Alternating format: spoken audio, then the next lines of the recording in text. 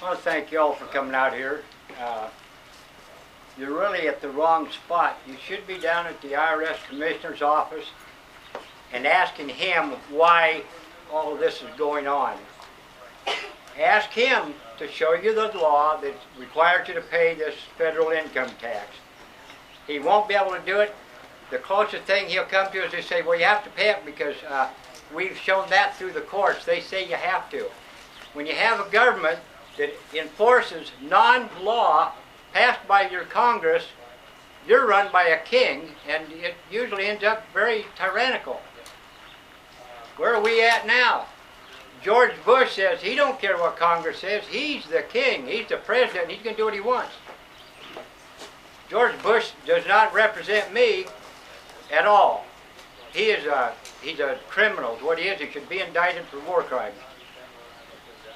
My grandpa Harvey Weaver one time said government just like a garden. It needs to be weeded every now and then. You want to know why he said that? I didn't know for a while, but I've figured it out since. This lady here was my wife of almost 20 years. She was a very intelligent lady. The best mother I knew, the best wife I knew. Homeschooled her children. And when my oldest daughter, one example, I won't go through all of them. One example, my oldest daughter, she taught her through the 8th grade. When I went to jail and they sent my daughters back to Iowa, they put Sarah in the 11th grade in high school. She hadn't been to school for a couple of years, so we thought she was done. Went into 11th grade and graduated with 3 scholarships. The other kids were just as good. I'm not going to go through all that. Very sweet lady, and when they shot her, she was holding, now this baby here was that was my oldest daughter. That's a picture of my wife holding my oldest daughter, Sarah, who is now 31. But she was holding my youngest daughter, Elizabeth, just about the same way. When they shot my wife through the head, Elizabeth was right here, and when I picked her up from underneath my wife's body, she had jawbone, glass from the window pane, and blood all over. I thought she was wounded or dying too. That's one reason we need to weed the government now and then, because they take orders to enforce non-laws.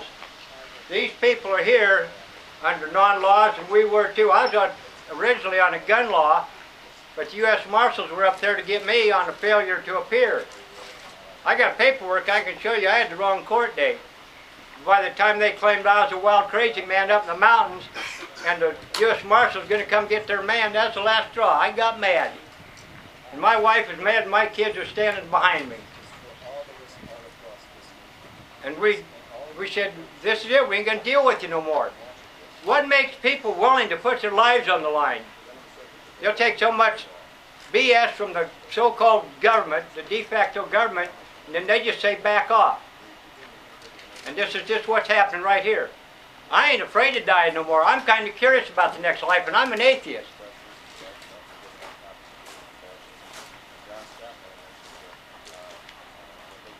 My son Sam, this picture, he was 11 years old. He died 3 years later. U.S. Marshals shot his dog, a yellow Labrador, when the dog was running home. They autopsied the dog, which the U.S. Marshals didn't realize they would do. They wouldn't mess with the dog there. His story was the dog was attacking him. Well, apparently in North Idaho, yellow Labradors, they attacked running backwards because he was shot right up the rear end to come out his spine here and went through his right ear. He was running up the road toward home. He'd already passed these goons. But their job that day on our property was to kill this dog because he had a big mouth, kind of like me, I guess. And they wanted to silence him. Sam said, you shot Stryker. You SOB. I'll give you the exact words. Well, I'm going to abbreviate it.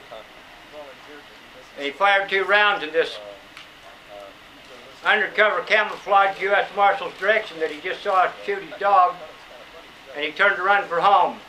Another marshal who's from Boston, Mass, not too far from here, he shot this little fella in the right arm, about blew his arm off the elbow. Sam yelled, oh shit. Now I'm telling you what my friend Kevin Harris and his stepbrother, he was there to witness this. He said, Sam yelled, oh shit. Come on, Kevin. The U.S. Marshals that were shooting at Kevin at the same time, Sam had shot these 2 rounds at U.S. Marshals.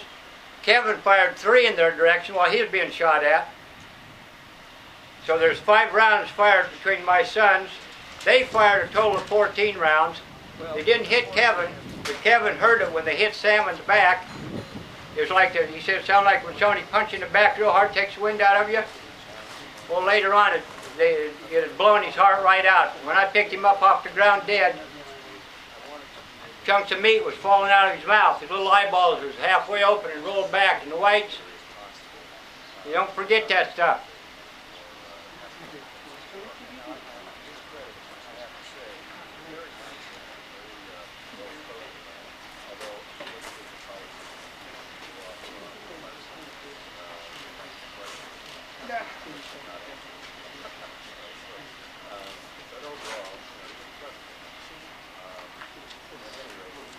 After they shot Sam, a U.S. Marshal was shot and killed, and I honestly believe in my heart, they have never proved otherwise, it was friendly fire. They can't admit that, they won't admit that. That's even, think how much worse that is than blaming it on one of us. They blamed his death on my stepson. Said my stepson did it. Well, he come out in court, he didn't do it.